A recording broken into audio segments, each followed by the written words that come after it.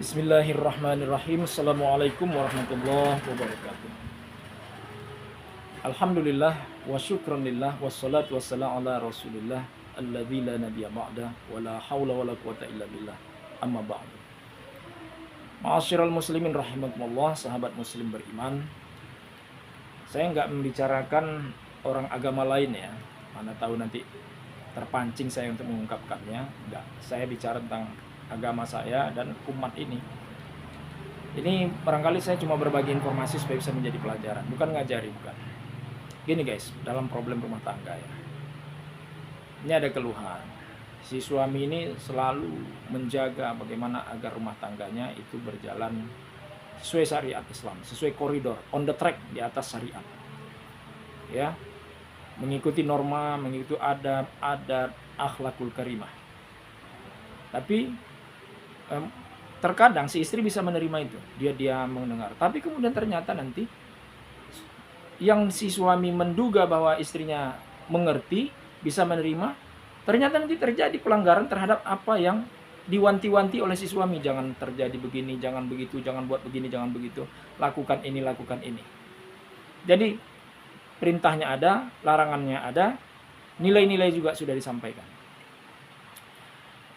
Kalau persoalan ini terus berlangsung, kira-kira suaminya bagaimana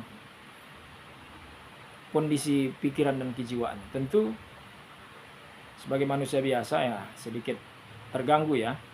Dan mungkin si istri pun merasa juga, terlalu begini kali, terlalu begitu kali. Nah, yang menjadi pertanyaan kemudian, kenapa itu bisa terjadi? Maksudnya kenapa suami sampai begitu? Kenapa istri tidak terima? Ya kan? Oke, kita mulai dari yang enak dulu. Kenapa suami begitu? Nah, kalau suami begitu berarti suaminya on the track, fun, wajar-wajar aja karena dia mau menjalankan perintah agama. Karena memang menikah berdasarkan agama, maka semua harus menurut agama. Ya kan? Oke, kalau gitu kita pasangkan, biar sekufu dia kan dari segi ilmu pengetahuan dan akhlak. Si istri menerima. Ya, sudah mendengar, sudah dinasihati, bahkan bersyukur dan mengamalkan. Apa yang diperintah diamalkan, apa yang dilarang ditinggalkan. Kalau seperti ini guys, ini dalam segala hal ya, kira-kira rumah tangganya gimana? Aman, nyaman, bahagia, mesra. Insya Allah kalau masalah internal keluarga nggak ada, ya kan? Dari segi dua pasang suami istri. Ya, dari pasangan suami istri ini. Tapi kalau problem anak itu kan beda lagi ya, karena suami istri atau suami istri ini harus menghadapi problem di luar dirinya, ya kan, karena yang bersepakat untuk menikah kan suami istri. Kalau lahir anak-anak itu kan masuk sebenarnya pihak ketiga dalam kehidupan internal. Pihak ketiga dalam kehidupan internal sedarah karena memang anak. Ya, oke lah misalnya anak kandung atau anak bawaan atau anak tiri atau anak pungut. Kita anggap itu di luar diri mereka. Jadi pihak satu, suami satu, istri dua, anak pihak ketiga. Nah kita anggap aja anak-anak juga menerima.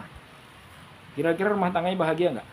Bahagia ya. Walaupun keadaan ekonomi, keuangan mereka itu misalnya pas-pasan. Jangan pas-pasan guys. Andai mereka dalam kekurangan finansial, katakanlah hidup sangat sederhana. Kalau sangat sederhana, itu bahasa lain daripada miskin. Jangan-jangan sudah masuk ke kategori fakir kalau menurut ukuran negara maju ya. Kita belum negara maju guys, masih negara berkembang menuju maju ya. Masih banyak orang miskin dan belum merdeka hak-haknya di negara ini. Oke, jadi kita anggap nih contoh satu. Kalau seperti itu keadaannya, bahagia, mesra, langgeng. Tinggal lagi nanti bagaimana mereka menghadapi problem yang datang dari luar. Misalnya suami bekerja di tempat lain, ada masalah apa enggak? Kalau ada masalah, insya Allah karena keadaan rumah tangga ini bentengnya kuat dan segala sesuatu itu bisa diharmonisasi lewat musyawarah, diskusi, mencari solusi. Ya, ada problem istri ikut membantu menyelesaikannya. Istri punya masalah, apalagi ya suami membantu. Jadi betul-betul saling menguatkan. Maka problem yang datang dari luar itu walaupun berat, jangankan ringan, berat aja, insya Allah mereka akan keluar. Kenapa? Modal pertama takwa. Ya kan? Allah bilang, "Wa may yattaqillaha yaj'al lahu makhraja wa yarzuqhu min haitsu la yahtasib. Kalau kita bertakwa kepada Allah Ta'ala, Allah akan berikan jalan keluar dari suatu jalan tak disangka-sangka. Itu rezeki. Ya. Jangankan orang beriman bertakwa, orang non-muslim saja, kalau mereka kompak dalam keluarga ini, harmonis, ya, bahagia, mesra, bukan cuma soal emosionalnya, hubungan emosional, tapi juga dalam bagaimana mereka mengatasi problem, bisa bersama, bersatu. Maka nggak mesti orang Islam, orang kafir aja bisa keluar dari problem terhadap tantangan yang mereka terima dari luar. Ini problem dalam skala kecil dalam rumah tangga. Begitu juga sebenarnya guys, kalau organisasi, di perusahaan, di pemerintahan, ya. Kalau solid keluarga, solid perkumpulan, solid organisasi, solid pemerintah, segala problem itu insya Allah ada jalan keluarnya. Nggak mungkin nggak. Sekurang-kurangnya berkurang bebannya, berkurang masalahnya. Pasti ada yang prihatin juga kan nggak mungkin juga orang mau main habisi saja semua, kecuali memang penjajah, itu lain lagi ceritanya kan. Penjajah aja pun bisa ditekan lewat jalur diplomasi kan oleh negara-negara yang bisa kita minta tolong kepada mereka. Nah juga ini begitu guys. Tapi sebelum kita bicara bahwa mereka bisa minta bantuan kepada yang lain, mereka sendiri itu bisa mengatasinya. Oke itu guys ya. Nah, jadi ini contoh kedua.